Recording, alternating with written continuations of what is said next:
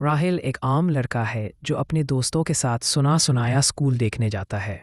وہ جانتا ہے کہ اسکول میں کچھ عجیب باتیں ہیں، مگر اس کی ہمت اسے ایک رات اسکول میں رہنے پر مجبور کر دیتی ہے۔ رات کے وقت راہل کو خالی کلاس روم سے عجیب آوازیں سنائی دیتی ہیں۔ دروازے اپنے آپ کھلتے اور بند ہوتے ہیں اور دیواروں پر پراسرار نشان نظر آتے ہیں۔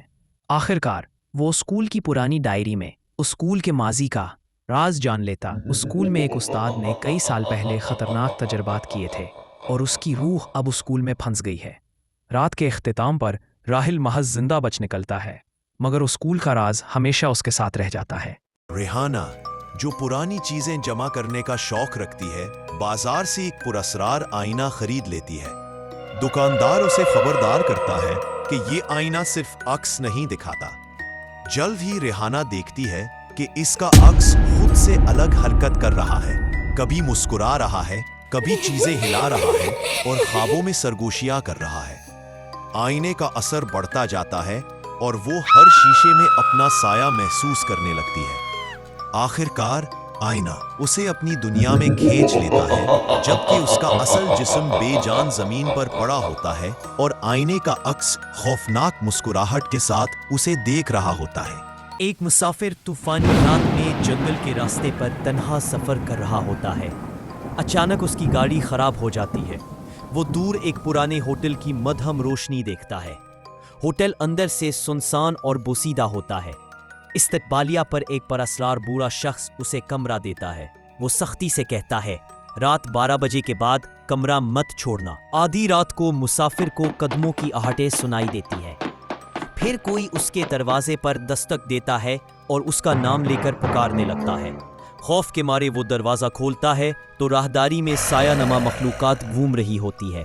وہ بھاگ کر لابی میں جاتا ہے، مگر دروازے بند اور ہوٹل خالی ہوتا ہے۔ اندھیرے میں ڈوب جاتا ہے۔ صبح جب وہ جاگتا ہے، ہوٹل میں کوئی نہیں ہو۔ باہر لکھا ہوتا ہے، یہ ہوٹل 10 سال پہلے آگ میں جل کر تباہ ہو چکا ہے۔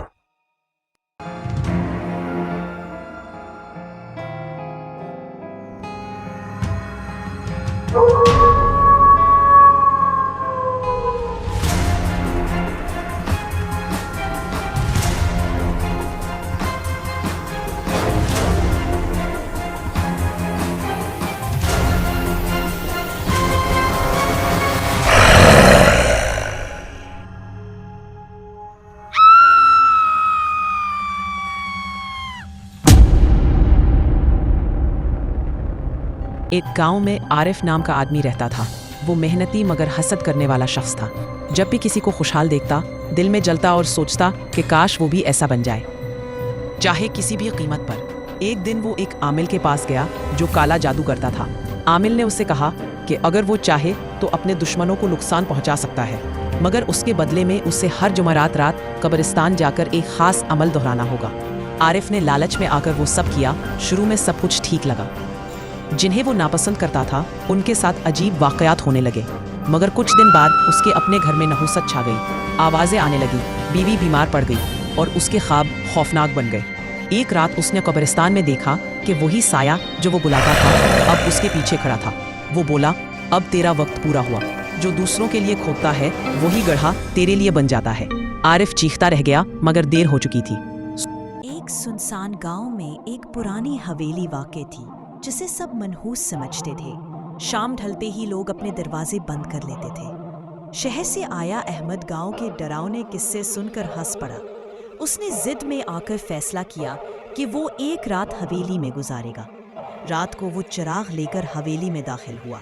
اندر ٹوٹے فرش، جالے اور بوسیدہ خوشبو پھیلی ہوئی تھی۔ اچانک خاموشی چھا گئی اور دور سے کسی نے اس کا نام پکارا۔ وہ آواز کا پیچھا کرتا ہوا اوپر گیا۔ ایک دروازہ خود بخود کھلا۔ اندر گھپ اندھیرا تھا۔ ایک سایہ نمودار ہوا، سرخ آنکھوں والا، خون آلود مسکراہٹ لیے۔ احمد کی چیخ اندھیرے میں گم ہو گئی۔ اگلی صبح لوگ صرف اس کا بیگ پاتے ہیں، مگر اس کی آواز اب ہر رات سنائی دیتی ہے۔ یہ کہانی یوں ہے۔ مایا اپنی نانی کے پرانے دیہی گھر میں ہفتہ گزارنے آتی ہے۔ گھر بوسیدہ اور سنسان ہے، مگر نانی عجیب مسکراہٹ کے ساتھ اس کا استقبال کرتی ہے۔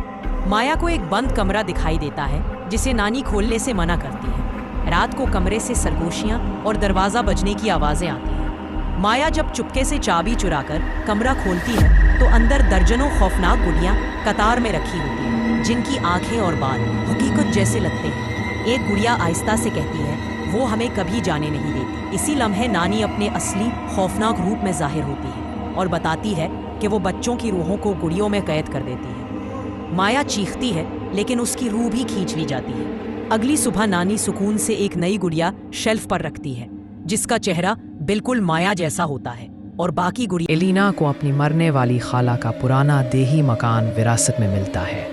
गांव वाले उसे खबरदार करते हैं कि ये घर मनहूस है, लेकिन वो नज़रअंदाज कर देती है। पहली ही रात दीवारों से सरसराहट और बच्चों की आवाज़ें सुनाई देती हैं। बाद में उसे अपनी खाला की डायरी मिलती है, जिसमें लिखा होता है कि दीवारों के अंदर कुछ है और तहखाने सेलर का दरवाज़ा कभी ना खोलना। आहिस्ता आहिस्ता सरगोशियाँ चीखों में बदल जाती हैं। दीवारों से हाथ और चेहरे निकलने लगते हैं। एलिना को पता चलता है कि ये मकान एक पुराने जलाए गए पागल खाने की जगह पर बना है और दीवारों में जलने वालों की राख शामिल है।